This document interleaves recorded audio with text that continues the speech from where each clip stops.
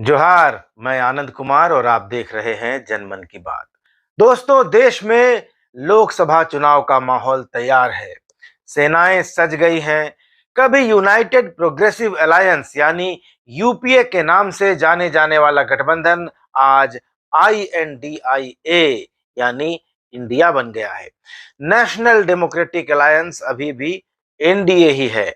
India बनाम भारत की बहस भी छिड़ी हुई है और इंडिया अलायंस ने गोदी मीडिया के कहे जाने वाले 14 न्यूज एंकरों का बायकॉट कर दिया है। उनके साथ असहयोग आंदोलन शुरू कर दिया है और अब दूसरे पक्ष के लोग उन एंकरों की सूची निजी तौर पर जारी कर रहे हैं जो मोदी या मोदी सरकार के खिलाफ एक पक्षीय नजरिया दिखाते आए हैं। पत्रकारों को खेमों में बांटा जा रहा है और अब तो पत्रकार भी एक दूसरे को ट्रोल कर रहे हैं, रोस्ट कर रहे हैं। अजीत अंजुम जैसे यूट्यूबर पत्रकार ज्यादातर सुधीर चौधरी के पीछे पड़े रहते हैं, तो अजीत भारती की दुकान रवीश कुमार को रोस्ट करके चलती है। सब अपने आप को पत्रकारिता का सबसे बड़ा पुरोधा बताने में लगे हैं, सब अपने आप को सच्चाई की मूर्ति और ईमानदार बताने में जुटे हैं, लेकिन इन सब के बीच पत्रकारिता कहीं किसी कोने में उपेक्षित पड़ी है। चुनाव जैसे जैसे करीब आता जाएगा, हवा और फिजा थोड़ी और जहरीली होती चली जाएगी। विज्ञापनों पर पानी की तरह पैसा बहाया जाएगा। मुख्य धारा का मीडिया और लाखों फॉलोअर्स और सब्सक्रिप्शन वाले इन्फ्लुएंसर्स चांदी काटेंगे। तो दोस्तों, ऐसे में आपको अपने आंख कान खुले रखने होंगे और विज्ञापनों और पेड न्यूज की बाढ़ के बीच अपने काम की खबर आपको खुद ही परिश्रम करके निकालनी पड़ेगी, तलाशनी पड़ेगी। लेकिन दोस्तों, आज की वीडियो में मैं न तो इंडिया की बात करूंगा न एनडीए की बात करूंगा। बात होगी झारखंड के एक ऐसे युवक की जो न तो विज्ञापन दे सकता है और न पेड न्यूज जारी कर सकता है। मुख्य धारा का मीडिया उसे बहुत ज्यादा तवज्जो भी नहीं देता, लेकिन वह इस कदर लोकप्रिय हो रहा है कि कई स्थापित दलों और नेताओं की आंखों में खटकने लगा है, चुभने लगा है। जब आप उसकी लोकप्रियता को अपनी आंखों से देखेंगे तो ही आपको यकीन होगा। और इसका नाम आज झारखंडी युवाओं की जुबान पर है।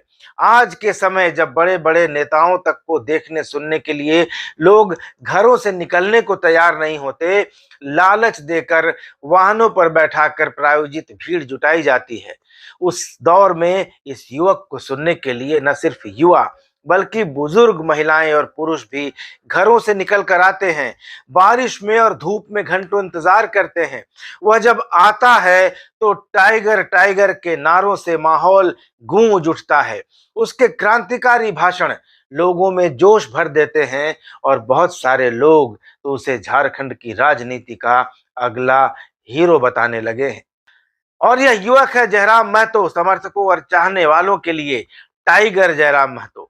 दोस्तों, सरकारी नौकरियों में गैर झारखंडी भाषाओं के विरोध से चर्चा में आए थे जयराम महतो और आज एक राजनीतिक दल के कर्ता धर्ता बन चुके हैं।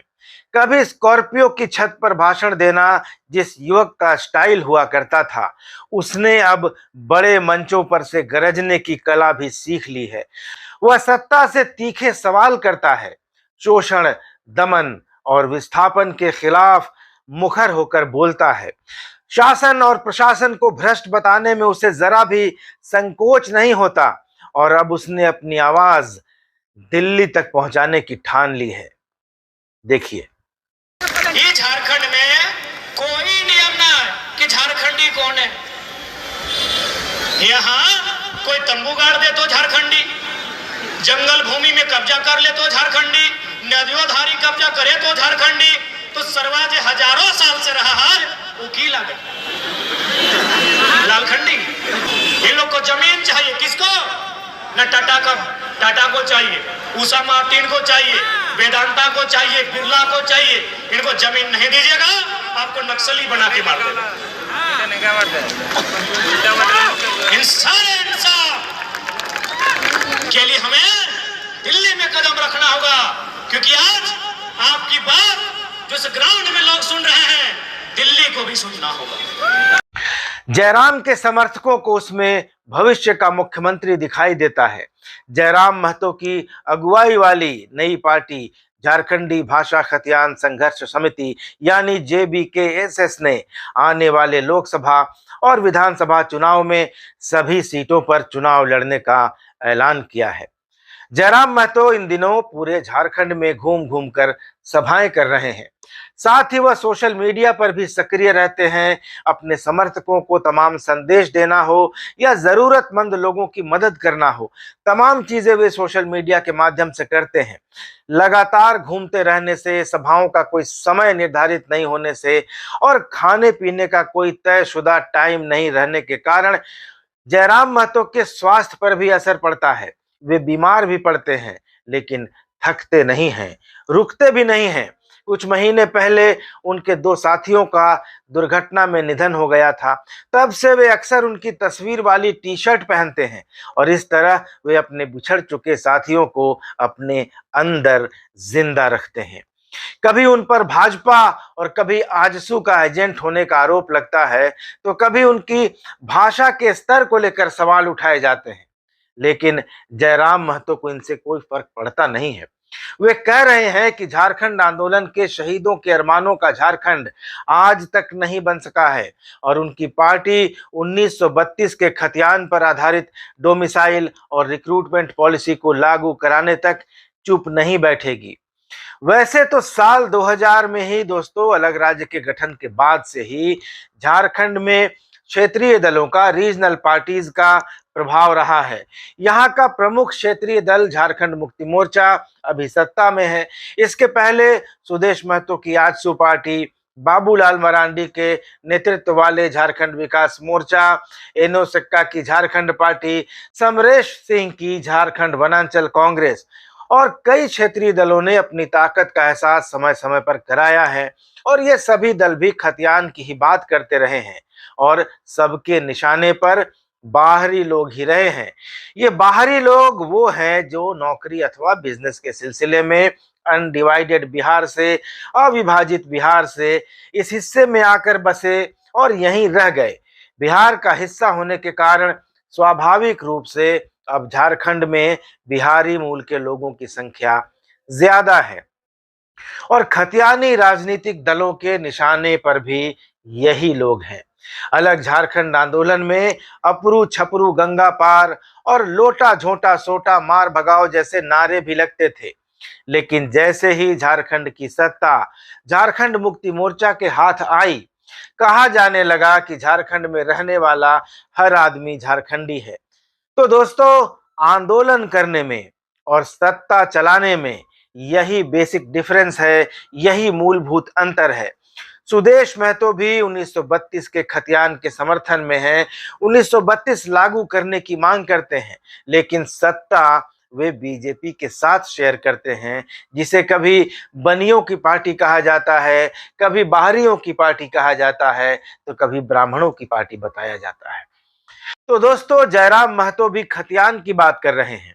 ये खतियान चर्चा में तब आया जब साल 2002 में राज्य के पहले मुख्यमंत्री के रूप में बाबूलाल मरांडी ने सरकारी नौकरियों का दरवाजा खोलने के लिए बिहार की डोमिसाइल नीति पर आंख मूंद कर दस्तखत कर दिया। यह फैसला झारखंड राज्य और खुद उनकी राजनीति के लिए भी घातक साबित हुआ। पूरा राज्य, पूरा झारखंड डोमिसाइल की आग में जल उठा, आधा दर्जन जानें चली गईं। लेकिन दुर्भाग्य यह है कि आज तक झारखंड में न तो कोई सर्वमान्य स्थानीय नीति बनी और न ही कोई गैर विवादित नियोजन नीति ही बन सकी। हर सरकार आती है, अपने तरीके से नियोजन नीति को परिभाषित करती है और ये नीतियां कभी अगली सरकारें रद्द कर देती है तो कभी कोर्ट खारिज कर देता है। और इसका नतीजा यह है कि आज झारखंड में 3.5 लाख से ज्यादा सरकारी पद खाली हैं। लाखों युवा खतियान आधारित स्थानीय नीति को लेकर सड़कों पर आंदोलन करते हैं और अब यह पक्ष और विपक्ष सबके लिए चुनावी मुद्दा बन चुका है। दोस्तों, खतियान आधारित नियोजन नीति और क्षेत्रीय भाषाओं में नियुक्ति परीक्षाओं की मांग को लेकर आंदोलन से जयराम महतो उभरे और अब इस आंदोलन ने एक राजनीतिक दल JBKSS को जन्म दे दिया है। इसका नेतृत्व जयराम महतो के हाथ में है। 2024 में होने वाले लोकसभा और विधानसभा चुनाव में वे चुनावी समीकरणों को प्रभावित करेंगे, इसकी पूरी संभावना भी दिखाई दे रही है। तो दोस्तों, झारखंड क्षेत्रीयता की राजनीति की प्रयोगशाला रहा है। यहाँ समय समय पर क्षेत्रीय और स्थानीय मुद्दों को लेकर कई पार्टियां और कई मोर्चों का गठन होता रहा है, बनते रहे हैं मोर्चे और मंच, और टूटते भी रहे हैं। जेबी केसेस के अलावा खतियान और स्थानीयता को लेकर कुछ और नेता भी नई पार्टियां बना रहे हैं। झारखंड मुक्ति मोर्चा के पूर्व विधायक अमित महतो ने 6 अप्रैल 2023 को खतियानी झारखंडी पार्टी का गठन किया था। महतो खुद इस पार्टी के अध्यक्ष बने थे और कांग्रेस से किनारा कर चुकी पूर्व मंत्री गीताश्री उरांव को महासचिव बनाया था, लेकिन मतभेद हो गया और गीताश्री उरांव ने खतियानी संघर्ष मोर्चा से किनारा कर लिया। इसके अलावा सालखन मुर्मू आदिवासी सेंगेल, सूरज सिंह बेसरा झारखंड पीपुल्स पार्टी जैसे नेता भी खतियान के नाम पर ही राजनीति कर रहे हैं। प्रेम शाही मुंडा भी हैं, वो भी खतियान की राजनीति करते हैं। लेकिन फिलहाल सबकी नजरें जयराम महतो की ओर लगी हैं, जिसको देखने सुनने के लिए न सिर्फ युवक युवतियां बल्कि बुजुर्ग और महिलाएं भी अपने गांवों से चलकर आते हैं। गिरिडीह और धनबाद की सीमा पर प्रसिद्ध पारसनाथ पहाड़ की तलहटी में बसे तोप चाची के मानटाण गांव में 27 सितंबर 1994 को जन्मे और यहीं गांव की गलियों से लेकर खेत खलिहान और जंगलों में बचपन गुजारने वाले जयराम महतो विनोद बिहारी यूनिवर्सिटी धनबाद से अंग्रेजी में पीएचडी भी कर रहे हैं। एक रिसर्चर की, एक शोधार्थी की नजर ने उन्हें अपने आसपास की सारी चीजों को काफी करीब से देखने में मदद की है। उन्होंने अपने आसपास हो रही घटनाओं पर नजर डाली और पाया कि झारखंड के संसाधन और खेत खलिहान छिन रहे हैं, जमीनों का अधिग्रहण हो रहा है और झारखंडी विस्थापित हो रहे हैं। बदले में उन्हें सिर्फ डर और तकलीफ मिल रही है। जयराम महतो अपनी सभाओं में इस बात को उठाते भी हैं। ये वीडियो देख लीजिए, उसके बाद आगे की चर्चा करते हैं। कि महाराष्ट्र किसका है, गुजरात किसका है, बंगाल किसका है, बिहार किसका है, तो झारखंड सबके बाप क्या कहेगी, झारखंड सबके बाप क्या कहेगी। बस है बतुआ याद रखिए। लालच में लुट गए मेरे माटी और बन, कि चंद कौड़ी के लालच में लुट गए मेरे माटी और बन, छोड़ मेरी मातृभूमि का हुआ मेरा विस्थापन। आज दर दर भटक रहा हूँ रोजी रोटी और मकान के लिए, मेरा झारखंडी होना काफी है मेरी पहचान के लिए। कि जंगल छीना जमीनें छीनी, जंगल छीना जमीनें छीनी, दांव पेच से छीन लिया संसार। कि जंगल छीना जमीनें छीनी, दांव पेच से छीन लिया संसार। तुम ही बताओ अब कौन भला नहीं उठाएगा हथियार। इसलिए आज ये लड़ाई अरब बंदियों से है, ये लड़ाई कब्जाधारियों से है जिन्होंने रांची में कब्जा किया, सीएनटी कानूनों को तौहीन किया। मुख्यमंत्री जो कहते आदिवासी मुख्यमंत्री हैं, उनकी गाल पे तमाचा मार के सीएनटी को कब्जा किया, उनसे ही लड़ाई है। मैं खासकर आदिवासी समुदाय, चूंकि मुख्यमंत्री कहते हैं हम आदिवासी का बेटा है, एक बात याद रखिएगा, यदि आपको बिरसा और हेमंत में एक चुनना पड़े, किसको चुनिएगा? सही बात। तो कैसे होगा? अबुआ दिशम अबुआ राज पिंटू श्रीवास्तव से पूरा होगा। हाँ, सुप्रियो भट्टाचार्य पूरा करेंगे, अबुआ दिशम अबुआ राज जयराम महतो पूरा करेंगे। बताइए। तो आपने देख लिया, अपनी सभाओं में जयराम महतो झारखंडियों की इसी संवेदना और पीड़ा को उठा रहे हैं और व्यवस्था पर चोट भी कर रहे हैं। वे कह रहे हैं कि नीतियों को लागू नहीं किया जा रहा है, नेताओं और अधिकारियों की संपत्ति लगातार बढ़ रही है। वे झारखंड के पिछड़ेपन की बात उठाते हैं, कहते हैं कि यहाँ बंगाल, बिहार और उड़ीसा के लोगों का कब्जा है। वे यह नहीं कहते कि आईएएस और आईपीएस झारखंड के लोग ही होने चाहिए। लेकिन वे कहते हैं कम से कम दारोगा और सीओ वीडियो तो झारखंडी हो। वे कहते हैं कि फर्जी कागजात देकर बाहरी लोग यहाँ अतिक्रमण कर रहे हैं। मेरे पास सबूत है, तभी मैं लड़ाई लड़ रहा हूं। मैं कोई गिल्ली और डंडा का खेल खेलने नहीं आया हूं। तो दोस्तों, जयराम महतो का कहना है कि झारखंडी की परिभाषा खतियान के आधार पर तय होनी चाहिए। 1932 डेडलाइन है, लेकिन बाकी जब जैसा सेटलमेंट हुआ है उस आधार पर नीति बने। रघुवर दास की बनाई हुई नीति, जिसमें 1985 के कट ऑफ डेट की बात थी, उससे जयराम की असहमति है। उनका तर्क है कि झारखंड में 1970 के बाद से ही ज्यादा उद्योग लगने शुरू हुए। इस वजह से एक बड़ी आबादी दूसरे राज्यों से यहाँ पहुंची। यदि उनको यहाँ का मूल निवासी मान लेंगे तो यहाँ के जो असली मूल निवासी हैं वो कहाँ जाएंगे। दोस्तों, आरोप लगते हैं कि जयराम महतो अपने राजनीतिक फायदे के लिए झारखंडी समाज को बाहरी भीतरी में बांटने की कोशिश कर रहे हैं, लेकिन जयराम महतो का कहना है कि वे सिर्फ लोगों को जागरूक कर रहे हैं। उनका कहना है कि भगत सिंह ने कहा था कि गुलामों को गुलामी का एहसास कराओ, वही काम मैं कर रहा हूं। दोस्तों, मैंने अलग झारखंड राज्य की लड़ाई देखी है, संघर्ष देखा है। वो दौर भी देखा है जब झारखंड के 79,714 यानी 79,714 स्क्वायर किलोमीटर के बाहर जो लोग रहते थे, बिहार में या उससे बाहर, उनको लगता था कि हम जैसे लोग फिलिस्तीन या गाजा पट्टी में रह रहे हैं। लोग डराते थे कि झारखंड अलग राज्य बन गया तो यहाँ के सारे गैर झारखंडियों को बाहर खदेड़ दिया जाएगा, उनकी संपत्ति लूट ली जाएगी। लेकिन झारखंड बनने के बाद ऐसी सारी आशंकाएं निर्मूल साबित हो गई, गलत साबित हो गई। लेकिन बाबूलाल मरांडी ने जिस डोमिसाइल नीति पर हस्ताक्षर किए थे, उसके विरोध में हुए आंदोलन ने झारखंड को साफ तौर पर दो भागों में बांट दिया, यानी झारखंडी और गैर झारखंडी। 24 जुलाई 2002 को डोमिसाइल समर्थकों और विरोधियों के बीच हुए संघर्ष में अकेले रांची में 6 लोग मारे गए। जमशेदपुर और बोकारो सहित कई अन्य इलाकों में भी हिंसक घटनाएं हुई। तब से लेकर आज तक 1932 का खतियान झारखंड का एक ज्वलंत मुद्दा बना हुआ है।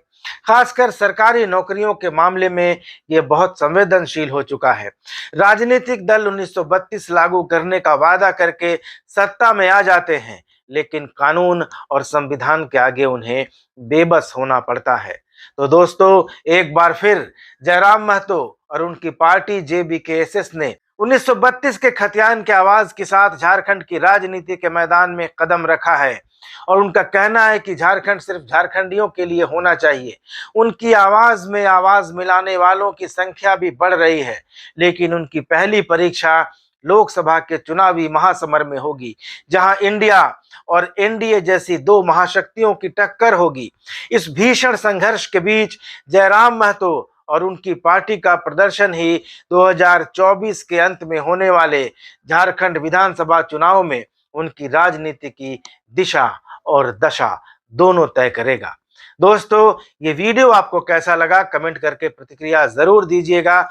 चैनल को सब्सक्राइब करना मत भूलिएगा। अगले वीडियो में मुलाकात होगी, तब तक इजाजत दीजिए। धन्यवाद, नमस्कार।